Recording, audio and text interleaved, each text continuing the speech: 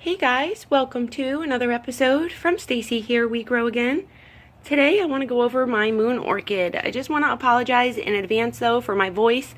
I have had a sore throat all day today so far, so I am really wanting to do this video for you guys, so just bear with me. I'm sorry if I sniffle and cough.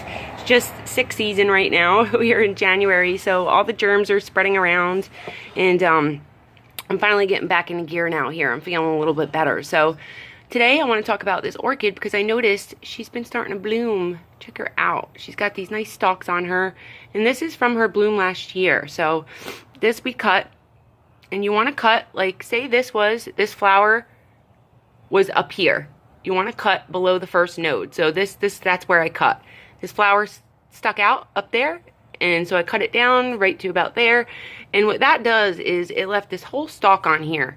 So she's going to push out a lot of flowers from this stalk, from her old stalk. You can see she's pushing that new growth out, and then she's going to push another one out. So she's pushing out a whole nother stalk on her, and this is because she's getting ready to bloom right now. These orchids just bloom in the late fall to into winter and then into early spring, so that's pretty neat. We'll have an orchid bloom here to show you guys. We'll actually have 3 of them, I think.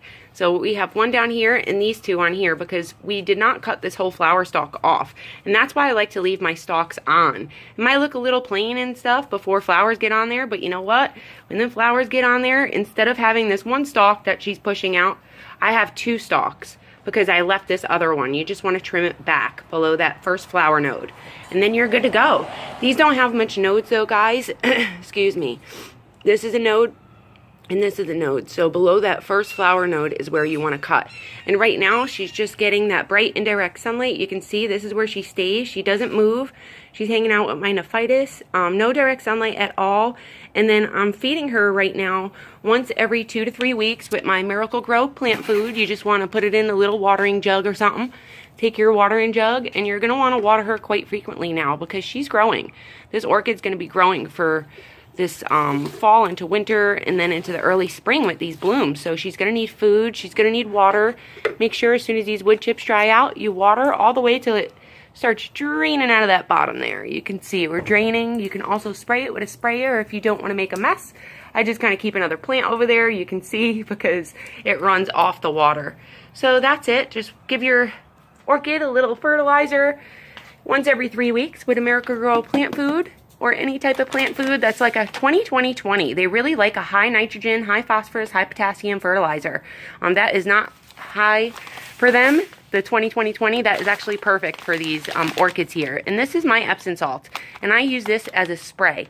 So as a foliage spray, I put about a 1/4 teaspoon to a teaspoon per 34-ounce bottle, or I put just a tablespoon or 2 per gallon of water, mix it in my jug, and then transfer it into a sprayer and then spray my foliage.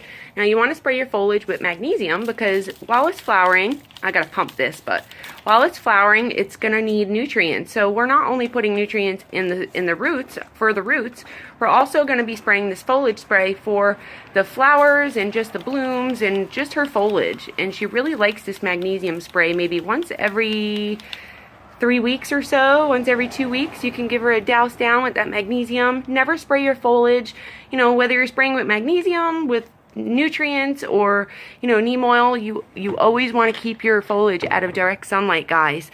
And just remember, keep your plants well watered, well fertilized when they're producing blooms and stuff, and you'll be good to go.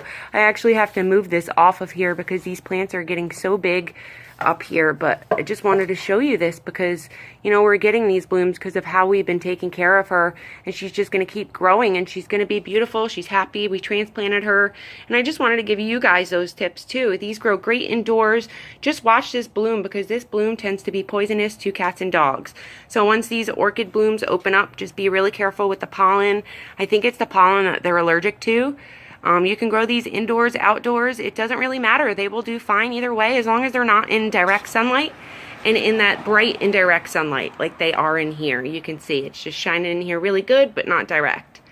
Hope you guys enjoyed this video in the best way possible. Thank you so much for bearing with me in my voice and just these past couple of days that I haven't posted much. I really appreciate all you guys.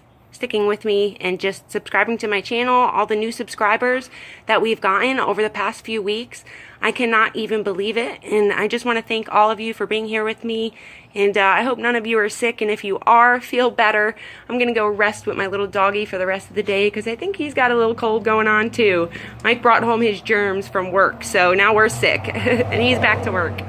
So I hope you guys enjoy your day. Happy planting. Thank you so much for watching. Bye-bye.